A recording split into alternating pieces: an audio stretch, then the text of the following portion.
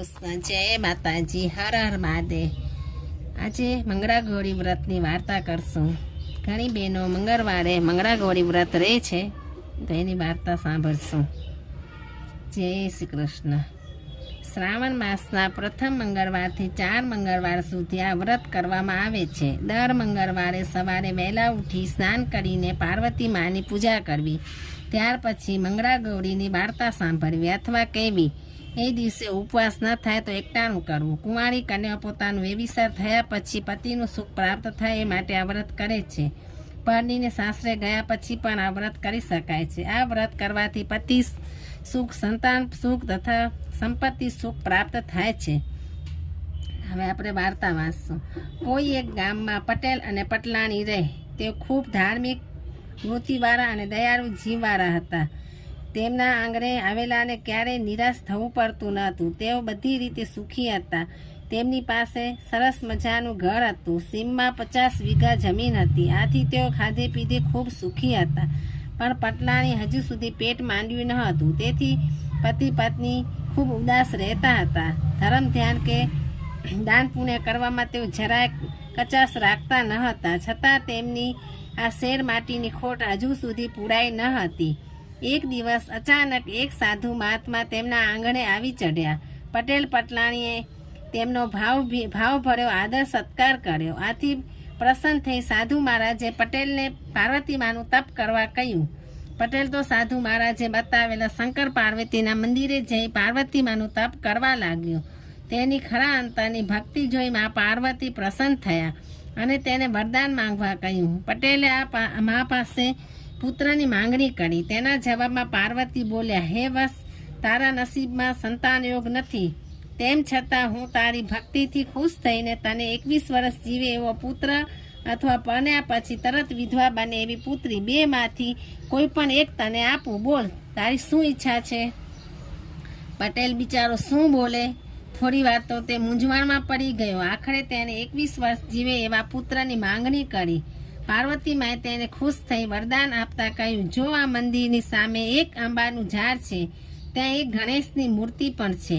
તે આંબાની એક કેરી તોડી તારી પત્નીને ખવડાવ, આથી તેને એક ગુણિયલ પુત્ર અવતરશે। પટેલ તો ખુશ થઈ આંબા નીચે ગયો અને ઝાડ પરથી કેરી તોડવા માટે પથ્થરા ફેંકવા માંડ્યો। એમાંનો એક પથ્થર ગણપતિની મૂર્તિને વાગ્યો। આથી ગણપતિએ ક્રોધે ભરાણા। ઘેબી અવાજમાં તેમણે પટેલને શાપ આપ્યો, પટેલ, તે તારા સ્વાર્થ ખાતર મને પણ પથ્થર માર્યો, માટે જા, તારો પુત્ર 21 વર્ષનો થશે ત્યારે તેનું સર્પદંશથી મૃત્યુ થશે। પાર્વતી માએ પણ આ જ વાત કરી હતી। પટેલ પોતાના ઘેર કેરી લઈને ગયો અને એ કેરી પટલાણીને ખવડાવી દીધી। આથી પટલાણીને ગર્ભ રહ્યો અને પૂરા 9 માસે તેને એક સુંદર પુત્ર રત્નને જન્મ આપ્યો। તેનું નામ રામુ રાખવામાં આવ્યું। રામુ ખૂબ લાડકોડથી ઉછરવા લાગ્યો। તેને કોઈ વાતનું દુઃખ ન પડે તેનું પટેલ અને પટલાણી બંને જણ ધ્યાન રાખતા હતા। તેના અભ્યાસની બાબતમાં પણ ખૂબ કાળજી રાખતા હતા। આથી રામુ ભણી ગણીને હોશિયાર બની ગયો। તે હવે 20 વર્ષનો થયો હતો। એક દિવસ બાપ દીકરો કંઈ કામ અંગે પરગામ જતા હતા। ત્યાં રસ્તામાં તળાવ કિનારે તેઓ બપોરનો સમય ભાતું ખાવા બેઠા। ત્યાં આગળ કપડાં ધોવા આવેલી 2 છોકરીઓની વાતચીત તેમના કાને પડી। રમા કહે, અલી રાધા, મારી જેમ તું પણ આ શ્રાવણમાં મંગળાગૌરીનું વ્રત કરને। એ વ્રત કરવાથી આપણું સૌભાગ્ય અખંડ રહે છે, પતિનું આયુષ્ય વધે છે, માટે તું પણ મારી સાથે આ વ્રત કર। સારું, રાધાએ કહ્યું, પતિના આયુષ્ય માટે આ વ્રત દરેક છોકરીએ કરવું જોઈએ, હું પણ કરીશ।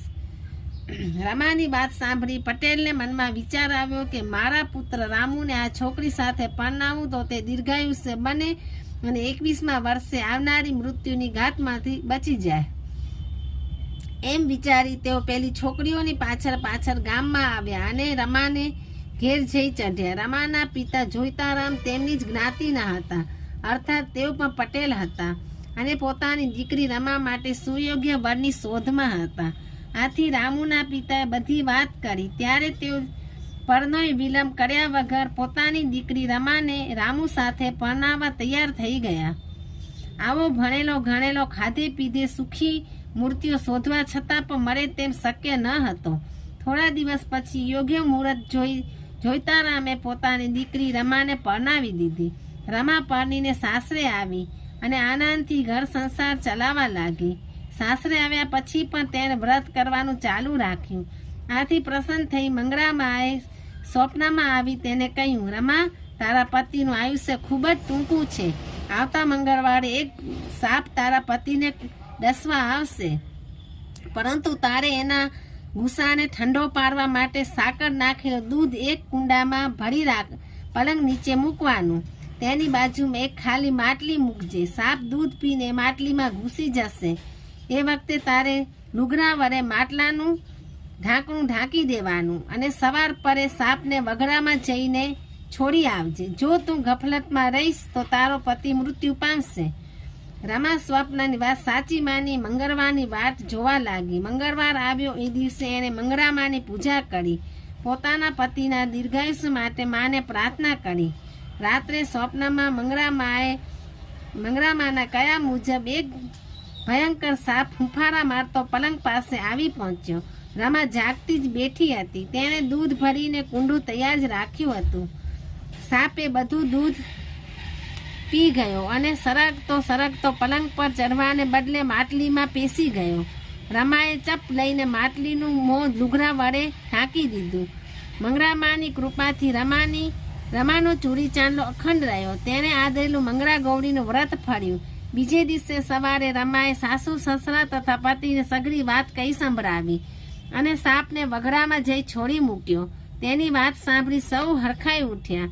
આખા ગામમાં રમાની વાહ થવા લાગી. ગામની અન્ય સ્ત્રીઓ પણ મંગળા ગૌરીનું વ્રત કરવા લાગી. સૌ કોઈ રમાના વખાણ કરવા લાગ્યા. જેમ સાવિત્રીએ પોતાના વ્રતના પ્રતાપે સત્યવના પ્રાણ પાછા મેળવ્યા, તેમ રમાએ પોતાના પતિ રામુને બચાવી લીધો અને તેને દીર્ઘાયુષી બનાવી દીધો. આવો છે મંગળા ગૌરી વ્રતનો પ્રભાવ.